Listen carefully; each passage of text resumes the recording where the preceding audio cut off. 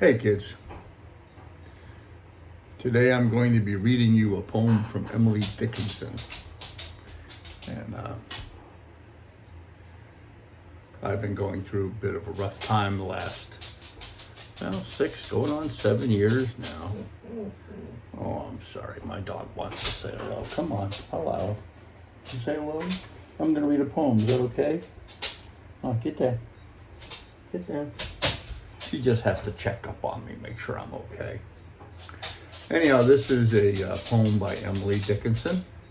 Been trying to read poetry from the 1800s, the 17 to 1799, that time period. Some of the classic stuff. Anyhow,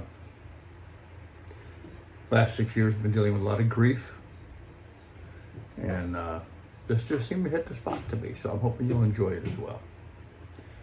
I measure every grief I meet by Emily Dickerson. I measure every grief I meet with narrow, probing eyes.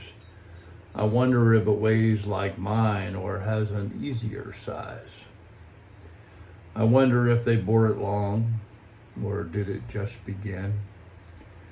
I could not tell the date of mine, it feels soul the pain. I wonder if it hurts to live and if they have to try. And whether could they choose between, it would not be to die.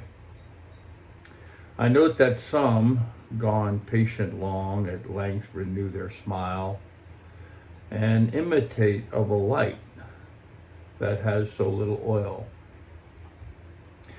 I wonder if when years have piled some thousands on the harm that hurt them early, such a lapse could give them any balm. Or would they go on aching still through centuries of nerve, enlightened to a larger pain in contrast with the love? The grieved are many, I am told. There is the various cause. Death is but one and comes but once and only nails the eyes. There's grief of want and grief of cold, a sort they call despair. There's banishment from native eyes in sight of native air. And though I may not guess the kind correctly, yet to me a piercing comfort it affords in passing Calvary, to note the fashions of the cross and how they're mostly worn, still fascinated to presume that some are like my own. That poem really reached out and struck me. I can tell you there were times in my life where I considered ending my life in my grief, in my pain. Fortunately, I chose not to go that route, and I can tell you, people, if you're in those circumstances, believe me when I tell you, it gets better. Not 100%, not going to be a complete turnaround. You're not going to get everything you want in life. That's fine, but it gets better. Life goes on and life gets better. There is much more to live for than there is to die for when it's being brought about by depression and grief. That doesn't solve anything.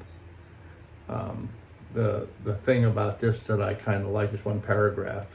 Or would they go on aching still through centuries of nerve, enlightened to a pain in contrast with the love? That paragraph, that section of this poem is the one that hits me the most, because it's been 6 going on 7 years that I have been depressed and grieved over my divorce and the breakup of my second marriage. And enlightened to a larger pain in contrast with the love. And now I find myself in a situation where I'm back amongst family and I'm feeling the love. I'm feeling people. There's people out there that care about me and are worried about me and would stop and help me if I needed it. It's good. It's very good.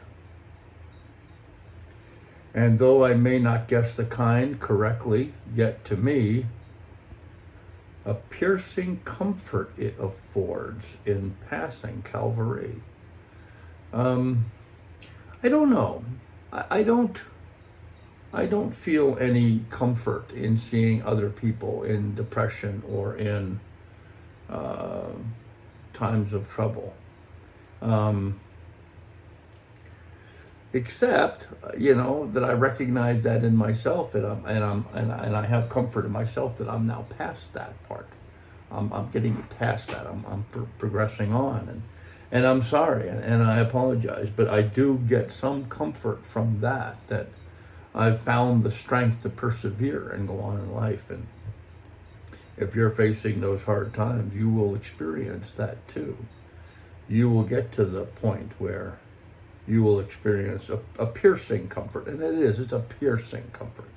It's a stinging comfort. It's a comfort, but it hurts too. It hurts too. It hurts too. So, excellent poem, Emily Dickerson. Wow. Anyhow, I hope you enjoy my poetry here and my little narratives about those, but now I'm in a much better place in life, and I find great joy and non-piercing comfort in being able to read poetry and excerpts from the Bible for my grandkids and yours. So I hope you enjoy this. Be good, be careful, take good care of one another, and I'll have more for you here in the near future. Have a good night, kids.